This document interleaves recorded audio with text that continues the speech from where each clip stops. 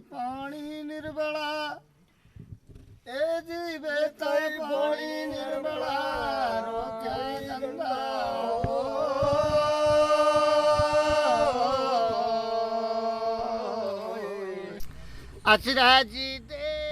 The Asiatic lion had once roamed a territory extending from the Mediterranean Sea to the Bay of Bengal. But by the beginning of the 20th century, there were only a dozen or so left. The Nawab of Junagadh, a princely state in Gujarat, was a great lover of animals and extended his patronage to the protection of this critically endangered cat. Over time, this small population of lions grew to be one of India's greatest conservation success stories. But experts feared that this success might be short-lived. A single epidemic like canine distemper could wipe out all the lions in Gir. A second home was needed. Well, the idea of lion translocation was not new when I got into the field. It has been an idea that's been around for some time because it's fairly simple conservation logic. It is not rocket science for people to recognize that if you have all your eggs in one basket, it's not good policy. And in the mid-late 1950s, actually an attempt was made to translocate lions from Gir to Chandraprabha in Uttar Pradesh. And for a variety of reasons, for a short time it succeeded, but in the long term it failed. Agra is a wholly unremarkable village in central India. Until the year 2000, did not have an all-weather road servicing it. That was about to change. The villagers of Agra woke up one morning in 1998 to find their forest being clear-felled by bulldozers. They were about to receive new neighbors. 6,000 of them. Several Saharia villages were being moved from their traditional homes along the Kuno River. A second home had been found for the lions. I initially came here to animated by this belief that the conservation project that's happening in Kuno is an important project because the Asiatic lions are an endangered species. On the other hand, I was also fairly convinced that if the villages which are moving out are given a raw deal, then that would be an injustice in the name of the environment. That is not acceptable. So I came looking for ways in which this whole dilemma of trying to do socially just wildlife conservation could be resolved. The survey addressed 3 sites, Sita Mata and Dara in Rajasthan, Kuno in Madhya Pradesh. And by a long shot, Kuno was the best site. Well, when you translocate animals, you first of all want sites to have been part of its former distribution. Fortunately, all 3 were. Kuno, primarily because of its large size, not just the wildlife sanctuary, but the forested tract, which is about 3,500 square kilometers of forest. So this is not some toy kind of experimentation. You're looking at it as a project which will survive 100, 200 kind of years, and you're looking at fairly large population, 70 to 80 animals, adults. So you needed space. Sita Mata kind of met that, but had a fairly low prey density. Kuno also had a prey density problem, but the size of the forest tipped it in its favor. What I realized increasingly when I began working in this area is that this whole idea of a forest itself is problematic and can be contested. For instance, the Kuno Wildlife Sanctuary itself was notified in the year 1981. The people living in this area have lived there for generations before that and were not just hunter-gatherer Adivasi people, but had fertile land along the banks of the Kuno. A lot of that land, they had title holdings too. So in that sense, it wasn't a forest. It was, patches of good quality forest interspersed with lots of agricultural land. And it's only when the boundary of the Kuno sanctuary was decided in 1981 with its notification that all the land inside it began to be considered as a forest or a wildlife sanctuary. It was not. It was farmland. In fact, many of them have pattas to that land and have had them for, a few generations.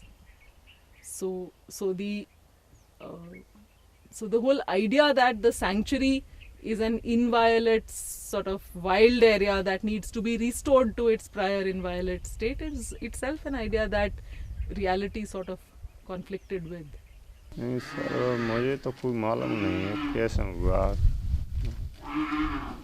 जो century के बारे में जो है century बनाई जो सरकार ने, इसलिए यहाँ से जो स्थापना करा वहाँ।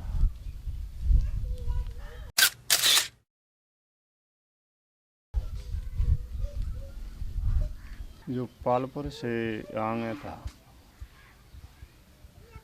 जो मेरी लार्ज है ना, उसी रोड में पड़ते।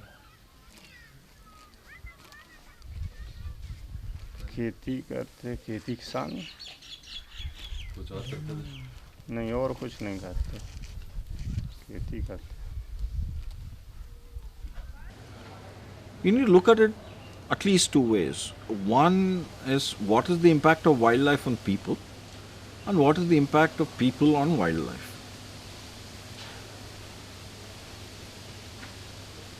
In some sense, India is hugely appreciated by the international community for our considerable success in conserving wildlife, biodiversity in all its forms. Despite the challenges that we have 1.2 billion human population, rapidly urbanizing and changing, increasing demands of nature, to a large extent still rural, land-based, biomass-based economy. But still, you go into some parts of this country, both within and outside protected areas, you have spectacular landscapes, you have wonderful wildlife. शेर वो तेंदुआ है, शेर बड़ा नहीं है, छोटा वाला तेंदुआ है। कई बार आता है इस रास्ते से, निकल जाता है, पैर मिलते हैं, वो जहाँ आते हैं जहाँ रास्ता निकलेगा तो गाय डर भी लग जाते हैं, बातें अपते। यहाँ तक हमारी गाय बैठी होंगी तो हम भैं अपने बाह में तो अभी तक वहीं टिके भी लग जाएंगे, वो निकल रहे तेंदुआ से। सही हम समझ जाते हैं कि कोई ना कोई जा रहे रास्ता, फिर आवाज़ कर देते हैं, हल्ला कर देते हैं, वो निकल जाते हैं। We cannot sweep the problems away. Conflict is huge, and conflict doesn't necessarily mean injuring, killing people. It could just mean the presence of a large and dangerous animal in your neighborhood, which in some sense places a curfew on your activity. And much of rural India has to go out to defecate, and simple acts of life can get constrained by this kind of conflict. There are of course far more serious in terms of economic terms and security terms, where livestock is lost or crops are lost, buildings are damaged, people are injured, people are killed. So large dangerous animals and people are a reasonably toxic mixture, and that needs to be recognized both by conservationists as well as by people, the lobby which is supporting human rights and tribal and so on and so on. I don't think the facts of the matter should be forgotten. एक बार ये अपनी गाड़ी आई नहीं, उधर से इस रास्ते में ली भाई, ये बच्चा खा लिया हमारा तेंदुआ ने। पानी पी गए तालाब में, तैयार ही हमारी गाय, हम भैं छोड़े के आए गए, मन नहीं चलो भैं खराखाई पे चले, चाय माए बनाएंगे। और बस जहाँ आए हम तेरी गाय जोते दौई दई तो हमने देगी पैसा हमारा करी पे बच्चा नहीं, फिर देखो तो भैं खबर डरो बजी को तेंदुआ। I think in several situations, people and wildlife can coexist if the costs are recognized and accepted. You cannot have a situation where every time there is a human injury or a human fatality, the answer is to then kill the animal or remove the animal. But at the same time, we cannot be hands off and say, but those people are living there and that's the cost of living. I think there has to be compassion in dealing with that situation. कछु ना मिलता माया पाया, 100 run था करने पड़ेंगे forest वाइनो इन्हें बाग और शेरा खबर बताओ पहल दवाए और फिर शेरा की पाए बताओ कि शेरा को चिन्ह बताओ कि कहाँ खाइए कैसे पकड़ी और शेर तो हाल ही मारे भज जाते फिर काय हो शेर अब फॉरेस्ट वाइन ने कहाँ बताया. The legal framework of this country has changed quite a bit since the Forest Rights Act has been implemented. So forest dwelling communities have rights under that act. Those rights have to be given to them to begin with, and then you move things forward. Of course, Kuno, the relocation of people happened way before the Forest Rights Act came into it. And let me say this also, that we fought and got a much more generous financial package for those families than what was the norm, saying it is a special case, large numbers of people are going to be moved, and we tried to the extent possible to work with the government as a long-term basis rather than, okay, the money is paid, our responsibility is over. The process was not very well thought out, in the sense that firstly the land that the people were given was of an extremely poor quality, especially when compared to the land they had inside. Inside they were along the banks of the river Kuno or perennial streams that fed the Kuno, and this was land that they had farmed. It had deep soil, and when that population was brought here, basically a lot of well, what you see around you here was all fairly degraded forest land, and this was clear felled to try to resettle these people. So it was a lottery whether you got good quality land, bad land, whether it had soil depth or not. So for a farming people to be brought out and given a much lower grade land required lots of very terrible backbreaking adjustments. जमीन जो बंजर जमीन थी वैसी जैसी बनी नहीं जमीन. पेड़ खड़े जो पेड़ जो डोजर से रेंसाए गए नहीं, तो उनकी सफाई करी और जो प्लाव मतलब से जोते 2-3 साल में मतलब ठीक कर पाई, साफ कर पाई जमीन में. तो बहते उठे विस्थापन भाव हम तो है आके जंगल डरो धरती जी पूरी साफ नहीं है बिल्कुल. तो कम से कम 6 महीना इसमें लग गए सफाई में. खंडा बीने फिर कम से कम 5-6 ट्रॉली तो खंडा बीन ले, और ताकि बाद में फिर जो तो फिर पानी नहीं बसो पसंद नहीं वो है पथरीली जमीन. फिर चले गए पूरा विस्थापन में बामे सेंचुरी में काम कर भी गए. सेंचुरी में फिर मजूरी लाते तब मोड़ा मोड़ी में पेट पूर्ति पाते. अब बस ऐसे ही है तरह फिर कत रहे 5 महीना कबाऊँ 4 महीना कबाऊँ ऐसे मेहनत कत रहे जिनमें. फिर कुआं खोद लो, उसमें कुआं में पानी नहीं है तो फसल कैसे करें. पानी की समस्या जो पानी जो खेतों में का है जो जिन लोगों ने ज़्यादा मेहनत करी है उन्हें पानी कर लो खेतों में, और जो ज़्यादा परेशानी उन्हें दे अभी तक नहीं कर पाए पानी.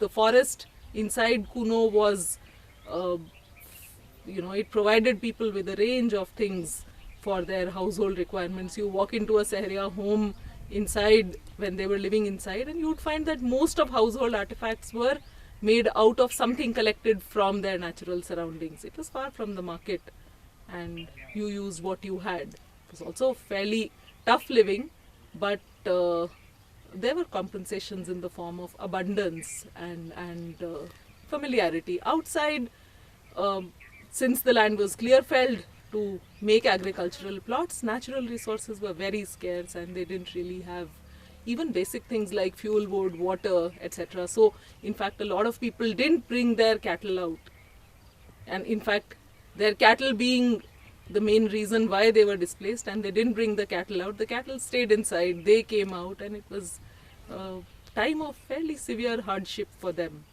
बहुत सी मवेशी मर गई वहाँ सूखा. यहाँ साधन नहीं हो चारे का, इसलिए पानी की व्यवस्था नहीं थी है। कुछ अंदर वहीं पुराने गांव पे ही छोड़े आए, तो जो बाहर के लोग उनको ले गए। मवेशी हैं जो हमारे यहाँ से वहीं छोड़े आए, जैसे जो इधर बेड़ार साठ के और उधर शेषीपुरा साठ के, वो लोग आँख ले गए वहाँ से मवेशी। पहले ज़्यादा सेंचुरी को वो नहीं हो फॉरेस्ट वाले को, तो जानवर ही मार लेते, चीतल, हिरन, नीलगाय, खरगोश से, तो ऐसे पेड़ पुती होती। सब्जी खरीदता नहीं है, वही सब्जी बनती। अब तो फार्मिंग मुर्गा मिलता है बस, और कुछ नहीं मिले। So the other major changes that happened were to what in resettlement literature is referred to as the host village. So Agra, where we are sitting right now, was an unwilling host to around 6,000 people who were coming out and migrating and settling around them, which meant that the land that they used to use for collecting fuel wood and grazing their livestock and collecting various forest produce and also for worship and various other things was just cut into private plots and given by the government to the resettlers. So they lost a lot of livelihood. There was conflict between the resettlers and the people of Agra, and it meant hardship which was uncompensated because Agra stayed where it was. This village wasn't a displaced village, so they had neighbors who were being given all kinds of attempts were being made to resettle them, provide them with facilities, whereas their loss didn't really get noticed. कच्चू नहीं है, डांग है जो bug पहाड़ी जिनते जो नाले ते डांग लग रही जाते न चारा बगल आते जी पालपुर बस रहा पैरा बस रहा ताने डांग जाने पूरे में डांग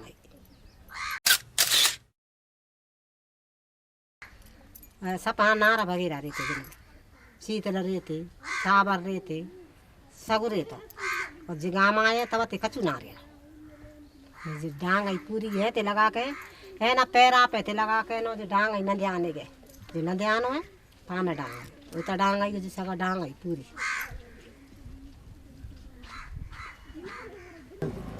सेंचुरी बारे नहीं काटी डांग तो तुम्हारी बे मशीनन हाँ बिनते चोरी भाई है डांग वैसे होती है तुम्हारी बेजुंडर बे चले ते बे चले फिर सफाई करिए डांग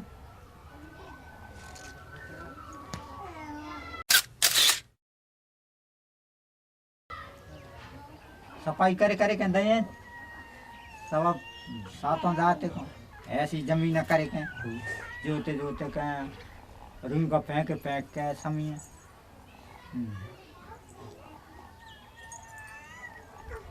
और का सामो पे राजा सामो पे आते नाने भाई नो के मैं तो एक वैसे ही चूती आदमी हूँ तो मैं ही पूछे तो भगवान जाने हाँ और मैं मोपेटे को बना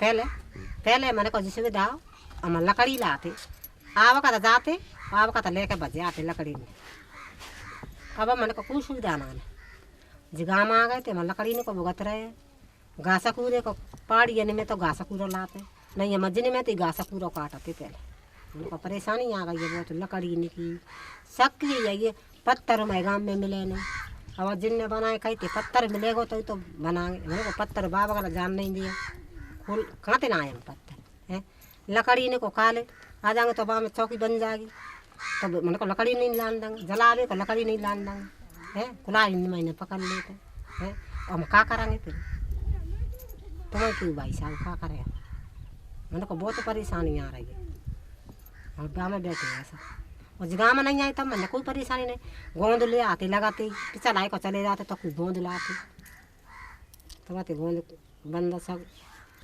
As the resettlement started happening, there was a lot more cash flowing in this economy and there were outsiders coming in and setting up shops. Also population density went up and as a result it became a sort of central place for all the resettlers as a marketplace. And the power dynamics essentially were that, you know, people who were relatively more powerful were able to leverage the presence of the resettlers and the flow of cash in ways that then made them richer. कचु पादा नाने मने को बड़े नहीं थी खा पादा मने को तोर पैसा जे के पहले हम 2 की मिट्टी ते लाते पैसा उठा के बनिया नहीं कहती अब मने को 5 की मिट्टी ते पैसा मिलेगा खा पादा मिलेगा है पादा मिलेगा मने को कचु और बेटा बिन्ने तो पूछते हैं विस्थापन के मने को पूछ रहा है मने को बात कोई बनिया बार उधार ना देती नंगंदा हुआ तो ले जाओ और नहीं हुआ तो मत ले जाओ अपने घर बैठे मैंने को तो दे देते विस्थापन वाले ने को पर मैंने को दे रहा कुछ नहीं People started shops to sell liquor, and a variety of other market-based activities started happening, which really resulted in a much more unequal. So my work has also shown that income distribution in this place became far more unequal, and the gains that went, the gains and the possibilities of you know, creating wealth largely went to people who were already powerful. Whereas those who were at the bottom of the rung didn't really gain. In fact, they lost access to their natural resources, and their ability to expand agriculture to newer areas also went down, because what used to be forest for them now became title held agricultural land for the resettlers. पहले खेती बहुत तो करते वैसे तो हाँ पर वो खेती घटाती कहीं डाला हाँ बड़े नहीं पाए पहले तो ऐसी खेती आई ते जंगलों तो बहनों कर लेते के बहन तिली करनो है के बाजरों करनो है कचू करनो है ता रूह का काटे के बह करनो हाँ अब का है अब तो इतने करेगा ये तो इतने कम ही करनो है इतना ना जानो ना अच्छी The relatively more influential villagers within Agra actually found new ways of you know, the forest now, the forest near them has receded, the boundaries of the forests have receded. It's at least a couple of kilometers walk away. The level of policing inside the forest is variable. It depends on who you are, how much of a boundary, how much of a real boundary of that forest exists. So the relatively more influential people who have relatives among the forest, lower forest bureaucracy actually manage to take their cattle into the reserve forest, have cattle camps for a few months, which then produce milk and ghee and various other things, which are then sold in the market. So I find that essentially this whole process has resulted in you know, number one, environmental justice has got compromised, because people had relatively more equal access to the forest, which now is differential access. हमारे पे होंगी 100-125 गए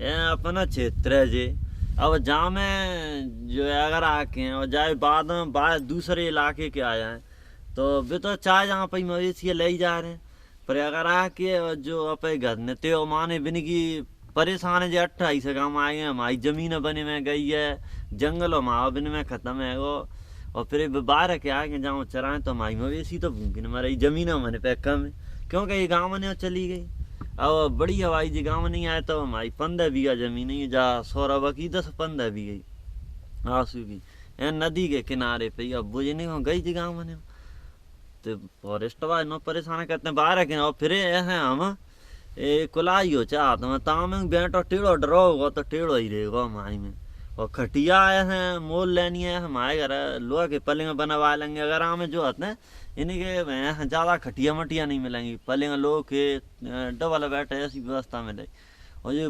पसीने और बाहर के आते हैं काटी डांगा जिनने और भरी अपने घर बहुत बड़ी बड़ी बल्ली भारी नुकसान जंगल है बहुत काटते हैं रावत आते हैं बाहर के इन्हें नो फॉरेस्ट वाले पुलिस वाले नो बजाते हैं अब की इन्हें कहते क्या तो घी पी ले लो नहीं बजा रहे मैंने कही यार मैं नहीं इन्हें बजाओ मैंने दो ही कने फोन लगा फिर यार रेंजर पे गए हम, रेंजर पे कोई नहीं मिले, और ये डिप्टी रेंजर आदिवासी था आते कही, मैं तो जानते नहीं हूँ कोई रेंजर है खा, मैं बोलते नहीं कोई नहीं है यहाँ।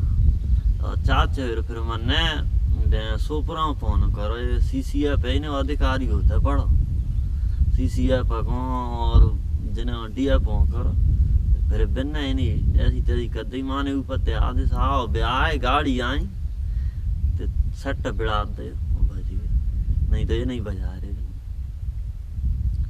बदम सोचते हैं फॉरेस्ट वाले पर हमारे पैसे ना तो घी मांगे ना बजाए भी क्या, बढ़िया रह रहे हैं। और प्रेम माने प्रेम बार में है, घी पानी बह दयाना पर आए तो पाल्टी माल्टी हम दे देते हैं।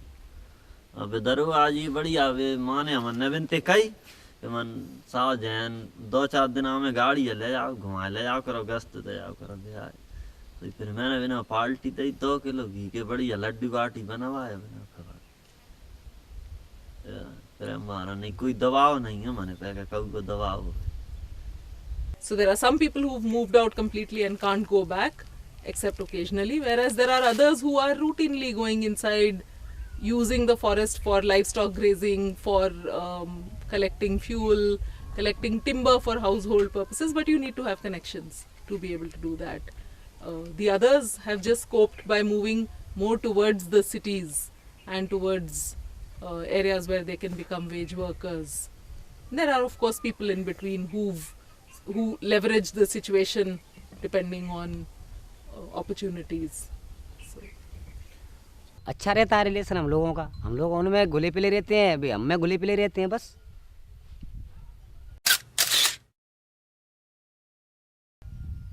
तालमेल अच्छा है, उनसे काम चलते, उनका काम हमसे पड़ता है, उनका काम हमारा काम उनसे पड़ता है, दोनों वो तो समझ लो एक गांव में रहते हैं तो वो भाई बंधु जैसा रिश्ता होता है, वो तो होता ही है। बड़ा भाई तो वैसे बड़े भाई तो आज की तारीख में वे ही हैं। उनको नहीं को मानते कि उनको सरकार ने छूट दे रखी है, ज़्यादा आरक्षण भी दिया उनको सरकार ने, पर वो इसका लाभ नहीं ले पा रहे हैं। आरक्षण का सरकार ने उनको दिया है, उनको जो सुविधा सरकार दे रही है, पर उनका पूरी तरह से भी लाभ नहीं ले पा रहे हैं।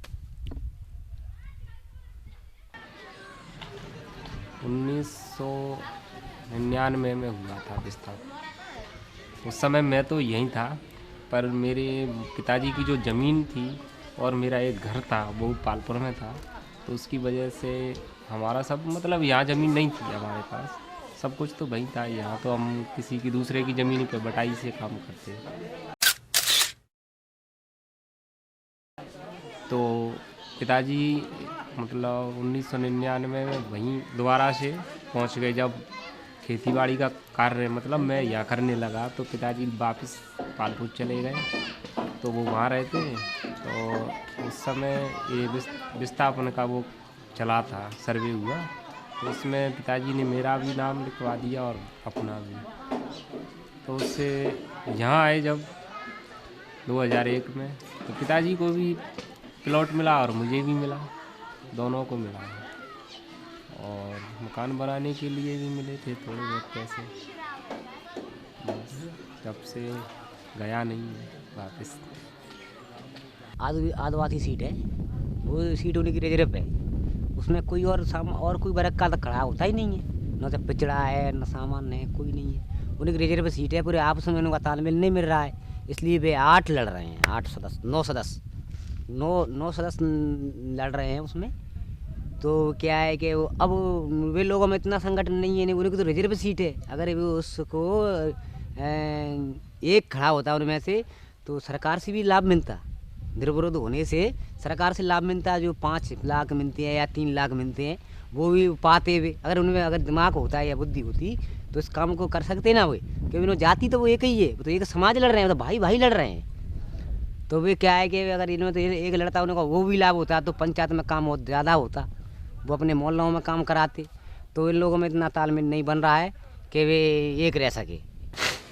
चुनाव लड़ने का मूड तो ऐसे ही बना क्योंकि जो मेरे साथ के लड़के थे, जो मेरी समाज के थे, कुछ अन्य समाज के भी लड़के थे जो मेरी उम्र के थे, कुछ मेरे पिताजी हैं उस उम्र के थे। सभी लोगों ने मुझे बहुत पहले से मतलब जो आदिवासी सीट आई थी उससे पहले से मतलब उन्होंने बता रखा था मुझे कि लल्लू आप चुनाव लड़ना और आप इसके योग्य हो, समझदार हो। तो मैंने सोचा अगर आप सब लोगों की इच्छा है तो मैं चुनाव लड़ूंगा। तो इसलिए मेरा मूड बना, मैंने कि चलो सब भाइयों का सहयोग है तो इस काम को करें।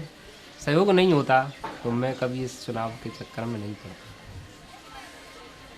जो भी लोग बोलते हैं कि ये होता है वो होता है इसमें, लेकिन मैं अभी तो मैं कुछ करके आप पहली सीढ़ी पे आया हूँ। अभी सीढ़ी गिनना बहुत काफ़ी है कि वास्तविक में पंचायती राज में होता क्या है। वो धीरे धीरे पता चलेगा क्या है क्या नहीं, असल में बात क्या होती है। या तो सच्चाई बीच में टूट जाएगी या सच्चाई हमेशा चलती रहेगी। हाँ, वर्तमान में यदि आए और गांव मतलब क्षेत्र ने साथ दिया और या किसी पार्टी ने मेरा साथ दिया तो मैं वो भी चुनाव लड़ के देखूँ। ये तो आगे की बात है। अचरा जी देखा बारी रे साधु भाई, अचरा जी देखा बारी।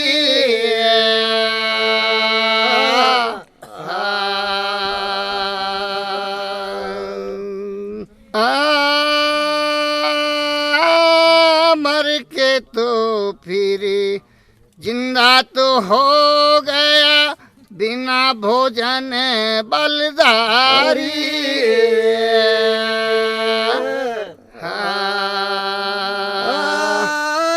मर के भी फिर जिंदा रे हो गया, बिना भोजन बलदारी।